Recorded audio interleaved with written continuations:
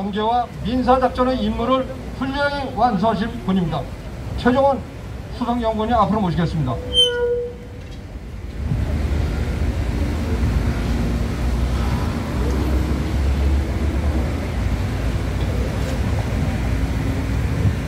예, 안녕하십니까.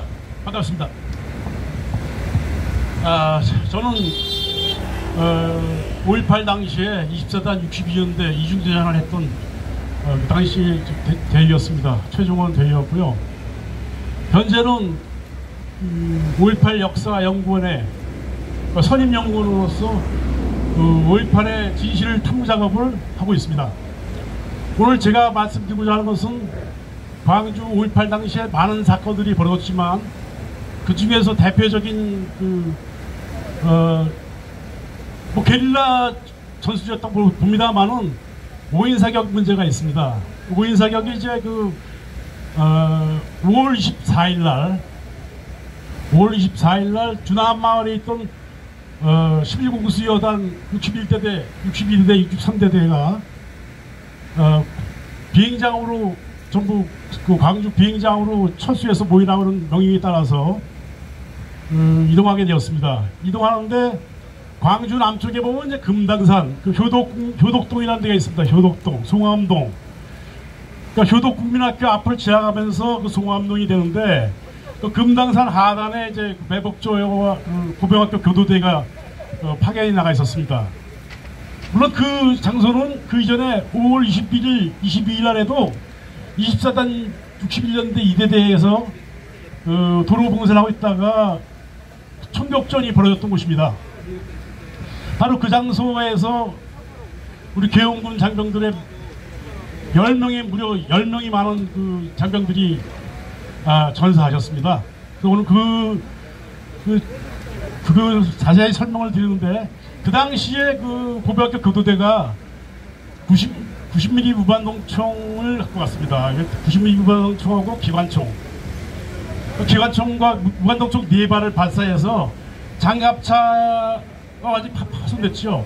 장갑차에 타고 있던 63대 대장 조창구 중령님, 그 다음에 63대대 작전장교 차정환 대위 등에서 현장에서 11공수 여단 장병 63대대 장병 9명이 즉사했습니다. 그리고 부상자는 33명 이상이 나왔고요. 전부 이제 나중에 그 국군통합병원, 광주 통합병원으로 구성이 되었습니다. 오늘은 그거에 대해서 좀 자세히 설명을 드릴까 합니다.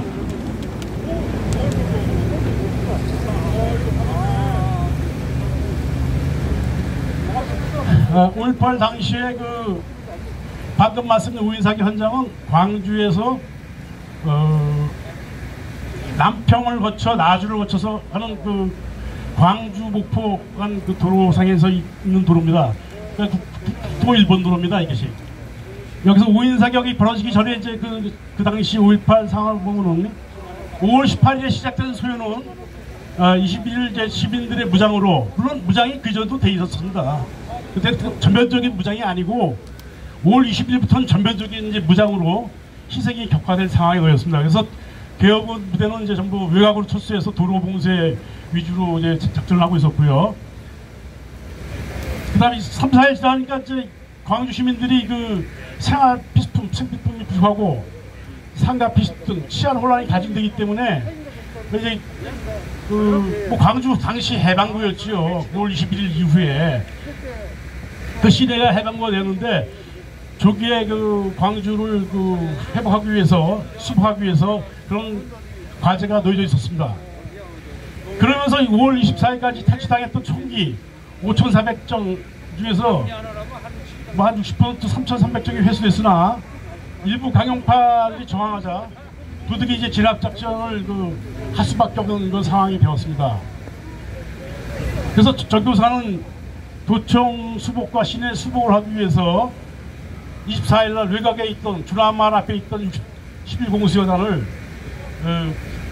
우리 24단 61년대에 맡기고 임무를 넘겨받고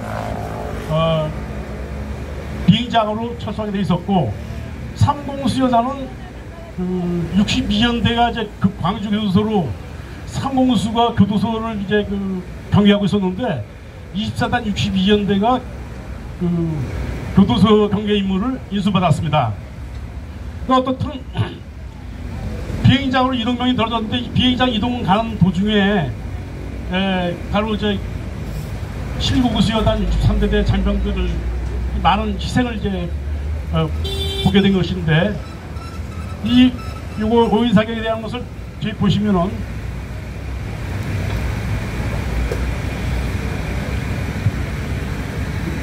그것이 벌어진 시간은 5월 24일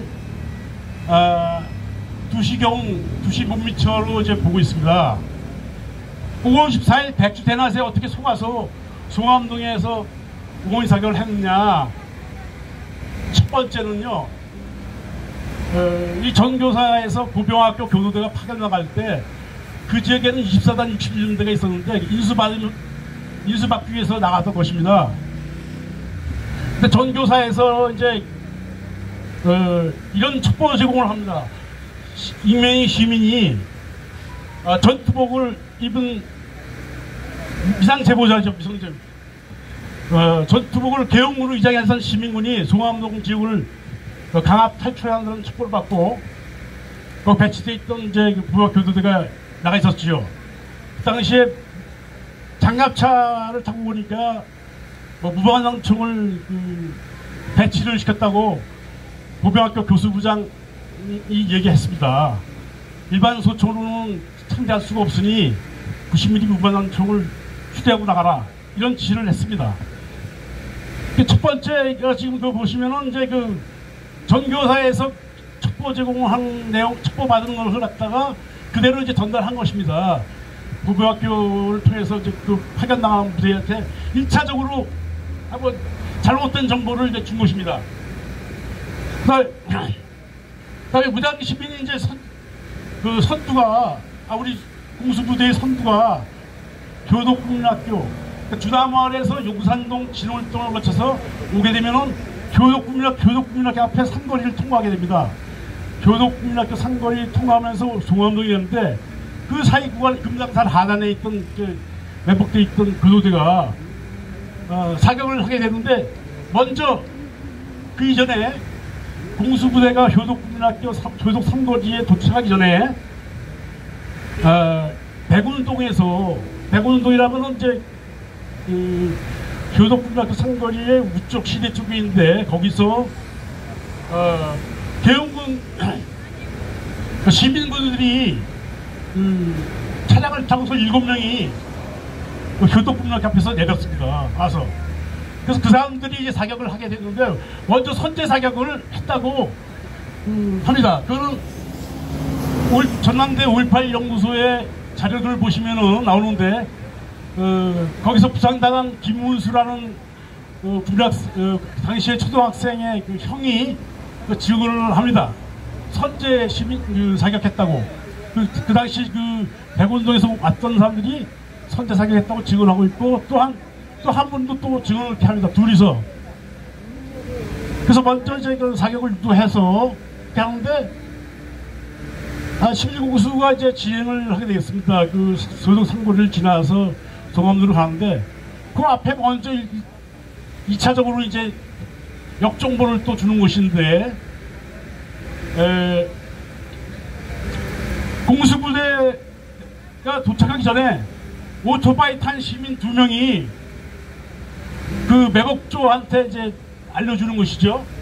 600m 후방에 계엄으로 위장한 시민군이 접근하고 있다고, 이런 제보를 했다고 이 검찰 조사에도 기록이 남아 있습니다. 검찰 조사에. 그러니까 2차적으로 현장에서의 역정보를 이제 또 그대로 보병학교 교도대가 이제 받게 되었습니다. 그래서 보병학교 교도대는 그런 줄 알고 이제 긴장하면서 있다가 무한농총으로 이제 자격차를 조준 사격을 했습니다.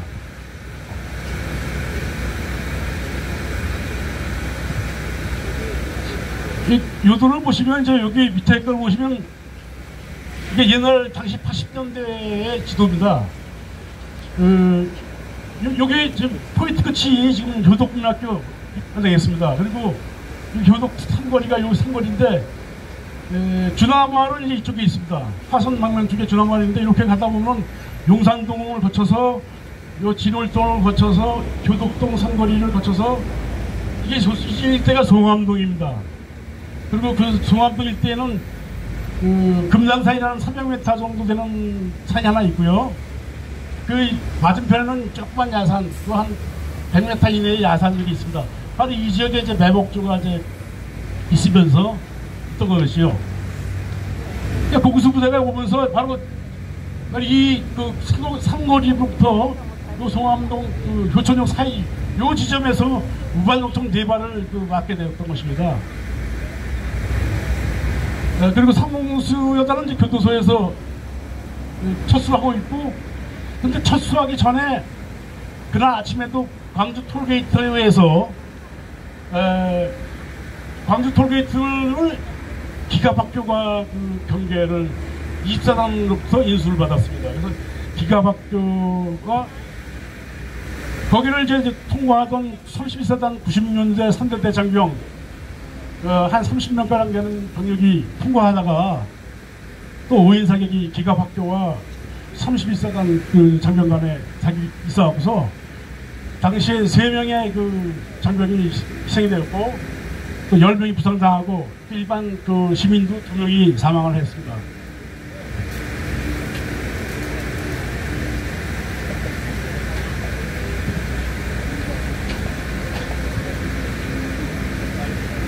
이제 검찰 및 재판에 나와 있는 기록들입니다. 검찰 조사에서 이 5인 사격에 대해서 조사를 했던 것으로 보입니다. 1995년 4월 26일 11여단 61대 때 정보작전장교 장대의 정보장교의 자수서에 의하면 11공수의 이동은 연락받지 못했다.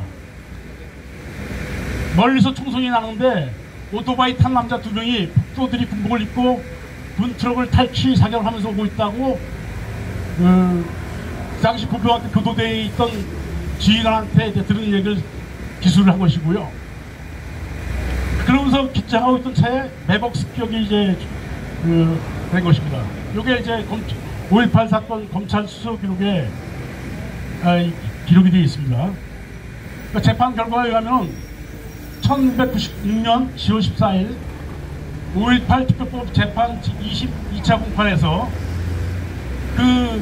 부부학교 교도대를 파견 내보낸 매복작전 지휘 책임자 전교사 부병학교의 교수부장 김유영업 장군의 증언에 나옵니다. 그러면서 판사가 이제 판시를 한 것입니다. 이게 고도의 작전 지식과 기술 소지한 좌경 불순 세력의 빨치산 적법에 의하여 계엄군이 농락당한 전형적인 사건이라고 판시 결과가 나왔습니다. 그러니까 아까 말씀드렸다시피 1차적으로는 이제 전교사에서 익명의 시민으로부터 받은 첩보 내용 그 내용이 잘못된 것이고, 또 두 번째는 실제 상황에서 오토바이 탄난 사람들이 와서 또 제거했는데 일반 광주 시민들이 이렇게 할 수 있을까요? 저는 상당히 의문스럽습니다. 그 다음에 이제 판결이 됐는데도 불구하고 그 사건에 대해서 원인과 결과, 원인부터 해서 배경과 전개 과정, 그래서 결과가 어떻게 끝났는지를 상세하게 좀 또 이렇게 분석을 해야 되는데, 아직까지도 그냥 5인 사격했다고 결과만 알고 있을 뿐이지 그게 왜 생겼는지, 어떻게 해서 전개됐는지, 어떤 영향을 끼쳤는지에 대해서 아직까지 제대로 해결하지 않고 있습니다.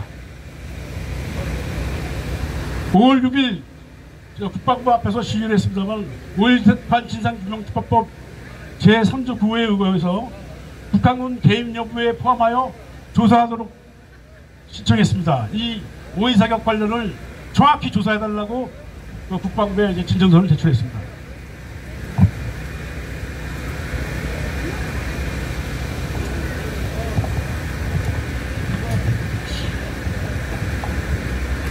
근데 중요한 것은 사실 이게 왜 정보들이 이제 노출되었는가, 익명의 시민으로부터 받은 첩보를 정보 판단한 전교사의 문제가 있고요. 근데 어떤 등안에 그 이전에 이 5인 사격 이전에 어떠한 상황이었냐면은 뭐 19일 날에는 31사단의 그 카톨릭 센터 뭐 등에서 무전기를 뺏겼습니다. 19일 날. 그 다음에 21일 날 24단 G 차량이 아침 8시 10분경에 그 광주 공단 입구 농선동입니다. 지금 거기서 또 찝차 14대를 뺏겼는데 찝차에는 무전기가 달려 있습니다. 찝차에 달려있는 무전기는 이제 뭐 2-3개씩 있는 경우도 있지. 그래서 16대가 뺏겼습니다. 그 다음에 이거 제가 이야기한 건 아니고요. 5.18 전남대 5.18 연구소에 나와 있는 기록을 보면요, 그 많은 광주 시민들이 증언한 내용들이 있습니다. 그 중에 최영철이라는 20세 양화공입니다. 계엄군의 무전기 탈취했다는 것을 증언합니다. 그 다음에 특수기동대원이었던 김현채라는 19세 식당 종업원의 무전기 관련 증언이 나옵니다. 전남대 5.18 연구소의 사료 기록이 인터넷에서 다 볼 수가 있는데 거기에 보면은 5대가 있었다는 겁니다. 5대 중에서 3대는 상황시에 주고 2대는 자기들이 갖고 갔다는 겁니다. 다음에 천용진이라는 20세 전남대 학생이 있는데 그 재판 과정에서 그 계엄군 5인 사격을 유도시킨 것을 증언합니다.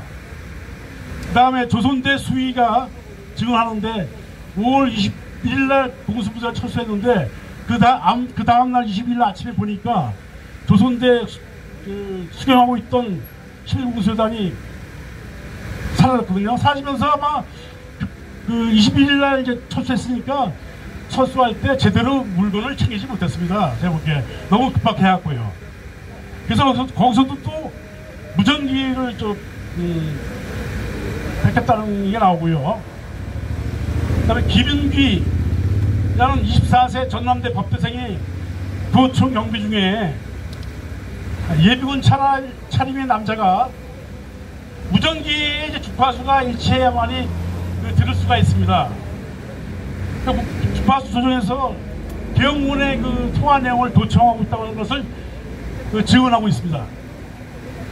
그 다음에 그 이재희라고 뭐 죽음을 넘어 시대 여도 넘어 이거 썼다고 하는 사람인데 그 당시에 24살 전남대 학생이었습니다.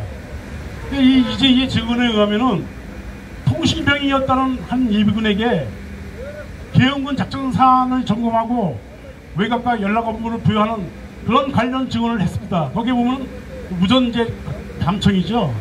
그런 걸 했다는 게 나오는 겁니다. 그러면 이 무전기라는 것은 통신부 안에서 우리의 의도를 상대방이 무전기를 통해서 다 알아차리게 되기 때문에 결국은 몇 대가 뺏겼는지 정확히도 모르겠습니다만은 상당한 수의 무전기를 걔들이 갖고 있으면서 계엄군의 상황을 낱낱이 알고 있었던 걸로 보여집니다. 이렇게 그러면서 바로 이 5인 사격을 유도시켜서 계엄군이 또 사격하도록 만들어 놓고 그 다음에 11공수대 사격하도록 만들어 놓고 그 다음에 그 정보를 오토바이 타고 가서 지금 시민군들이 총 쏘면서 온다고 이런 역정보를 줬습니다. 이거는 위장 기반 전술이죠. 이 위장 기반 전술은 빨치산 정법, 그러니까 게릴라 전술의 대표적인 예입니다. 게릴라 전술에서 상대방을 속이고 기반시키는 행위, 바로 그런 행위가 이 5인 사격 사건에 담겨 있었던 것입니다.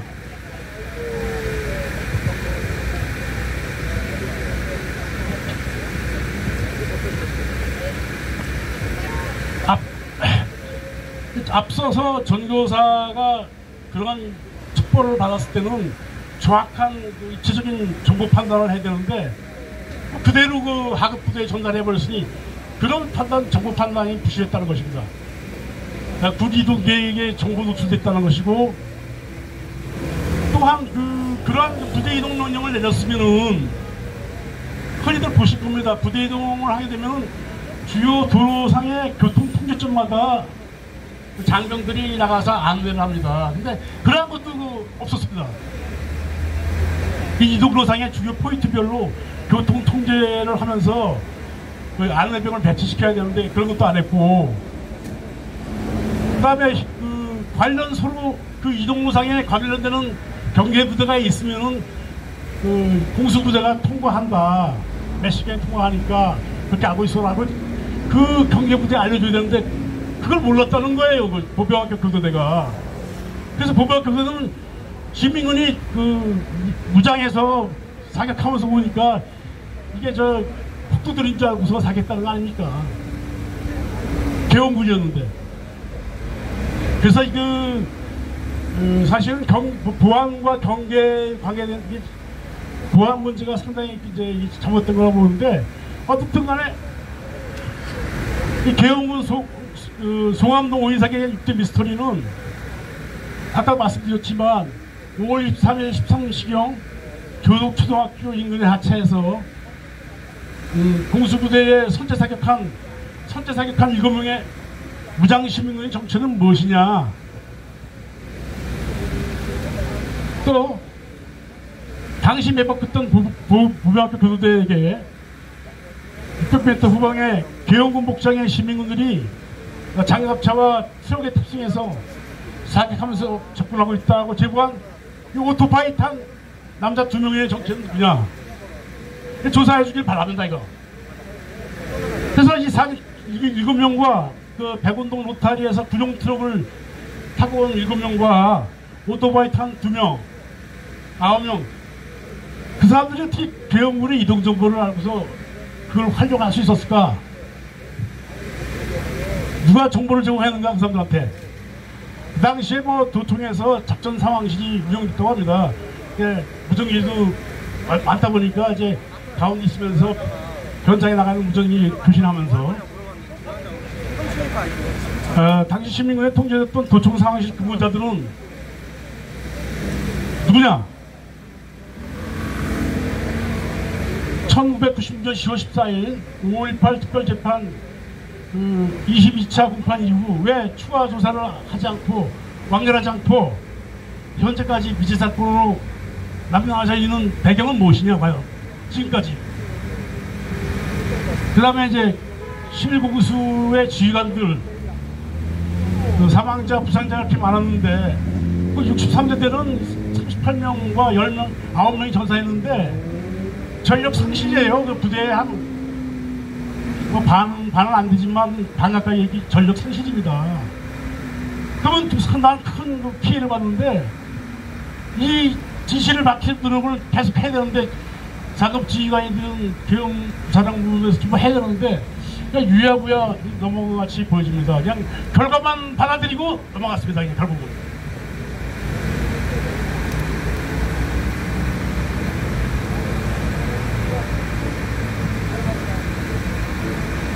또 아까도 저 특징을 제가 잠깐 말씀을 드렸는데 5월 20일 저녁 이후에 치안이 마비돼서 개헌군이 시민군에 대한 정보 수집이 좀 제한적으로 되어 있기 때문에 정보가 없었다. 한편 공수부대는 정보가 유출될까봐 다른 타 부대와 교도대라든지 32사단과 통신 주파수를 서로 교환해서 통화가 되는데 정보가 노출될까봐 하지 않았다고 하는 것입니다. 소준열 사령관, 당시 전교사 사령관도 정보 유출에 대한 우려를 많이 했고요. 그래서 D-Day 날 27일 날 하는 것도 직접 면대면 사람 얼굴 보고서 명령을 했다고 합니다. 그러니까 공수부대가 시민군이 무전기를 이용해서 도청하는 경우에 그 대비책이 전혀 없었습니다. 일반 그 무전기도 그냥 일반 식으로 이렇게 통화하는 식으로 평론을 하게 되면 다 하게 되죠. 근데 뭐 비문이라는 게 있어서 음어라는 것이 있습니다. 음어를 통해서 암호화를 보면 되는데 그런 걸 했는지 제가 모르겠습니다. 그런 것도 대비책이 준비도 안 되고 있었고, 또 탈취당한 전체적인 무전기 숫자가 몇 개인지 현재까지도 파악이 안 돼 있습니다. 그래서 저희도 노력을 해갖고 한번 무전기 어디서 어떻게 뺏겼는지를 전부 좀 파악을 하려고 합니다. 광주 톨게이트 부근에서는 그 31사단 90년대 3대대 장병 29분의 2명이 계급합격 교도대에 사격을 받아갖고서 3명이 사망하고 10명 부상했다는 게 말씀드렸고요. 근데 그 단순 오해 사격이었느냐 그거. 또 호남고속도로 그 광주 톨게이트에서 담양 나가는 쪽에 그 도로를 타고 가다 보면 31사단 사령부가 있습니다. 그 도로를 타고서 이제 이 31사단 90년대 3대대 장병들이 자기 원 부대인 그 영광을 가다가 한 모양인데 도대체 거기서도 오인사격이 어떻게 벌어졌는지 궁금합니다. 정여사가 그 전체적인 그 당시 광주의 그 전체적인 지휘부로서 거기는 헬기도 있습니다. 헬기. 그러니까 헬기를 통해서 이 부대 이동이라든지 이런 또 확인하고 그다음에 어머도 하고 이걸 해야 되는데 이런 공중 지휘 체계가 되질 않았습니다. 그러니까 정교사는 사실은 작전 부대가 아니고요. 교육기관입니다. 그래서 아마 이런 것들이 미흡했고요. 그 다음에 시민군의 능력에 대한 종합적인 그 분석이 잘 안 돼 있었다. 이렇게 이제 보여집니다. 근데 어떻든 결론적으로 말씀을 드리면은 이 11공수 여단과 보병대 교도대의 오인사격은요. 아까도 판시상에 나왔지만은 위장 기반 전술이 2번이나 적용된 고도의 빨치산 전법, 게릴라 전술의 대표적인 예입니다. 이상 설명 마치겠습니다. 감사합니다. 수고하셨습니다.